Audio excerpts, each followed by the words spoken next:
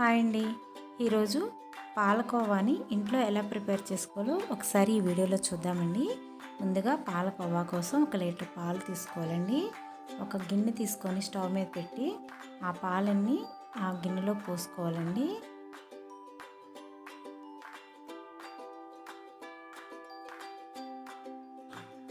ఆ పాలని మరిగించుకోవాలండి. లీటర్ పాలని పావు లీటర్ పాలకు వచ్చేంత వరకు మరిగించుకోవాలండి. బాగా అలా కలుపుతూ ఉండాలండి. పాలని కలుపుతూ ఉంటే అవి మరుగుతూ ఉంటాయి. ఈ విధంగా కలుపుకోవాలండి, లేకపోతే చపాతీకి అంతా అంటుకుంటుందండి. కలుపుకుంటూ ఉండాలి.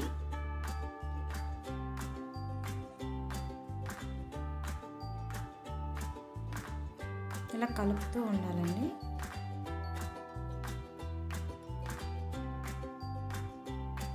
ఇప్పుడు చూడండి, పావు లీటర్ పాలు అయినాయి.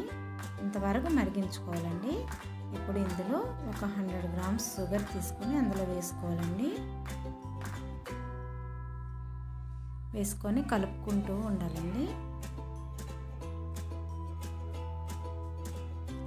పంచదార పాలు మరిగి ఒక ముద్దలాగా రెడీ అయ్యేంత వరకు కలుపుతూ ఉండాలండి. ఇలా ఉడికించుకుంటూ ఉండాలి. స్టవ్ మీద కొంచెం యాలక్ పొడి కూడా వేసుకోండి. ఇలా కలుపుతూ ఉండండి.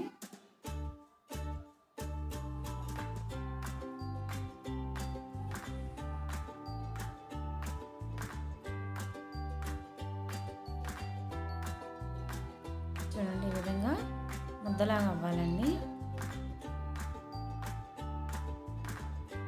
ఈ విధంగా వచ్చేంత వరకు ఉడికించుకొని ఇప్పుడు స్టవ్ బంద్ చేసుకొని ఒక స్టీల్ ప్లేట్కి తీసుకొని దానికి నెయ్యి రాసుకోవాలండి. కోవా దానికి అంటకంట నెయ్యి రాసుకోండి. నెయ్యి అయినా నూనె అయినా రాసుకొని అందులో ఆ ముద్దనంతా అందులో వేసుకోండి ప్లేట్లోని.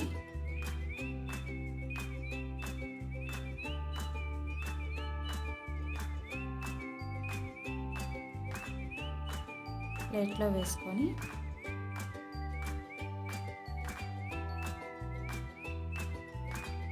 ముద్ద చల్లారాక, కొంచెం చల్లగా అయ్యాక కొద్ది చేతులకి ఆ నెయ్యి కొద్దిగా రాసుకొని ఇలా ఉండలు చుట్టుకోండి. చూడండి, ఈ విధంగా కోవాలాగా మీరు చుట్టుకొని ఇలా పెట్టుకోండి ప్లేట్లోని. ముద్దనన్నిటిని ఇలా కోవాలా చుట్టుకోండి.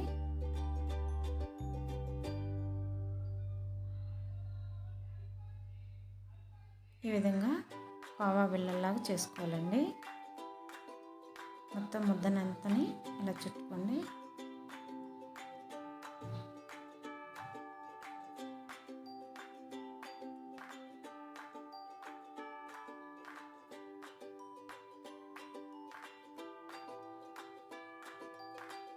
ఈ విధంగా చుట్టుకొని ప్లేట్లో తీసుకోండి. సర్వింగ్ ప్లేట్లో ఇంకా ముద్దనంతా ఇలాగా కోవా బిళ్ళల్లో చుట్టుకున్నామండి. పైన డెకరేషన్ కోసం బాదం పప్పుని ఇలా పెట్టుకోండి. చూడండి, కోవా బిళ్ళలు రెడీ అయిపోయింది. పాలకోవా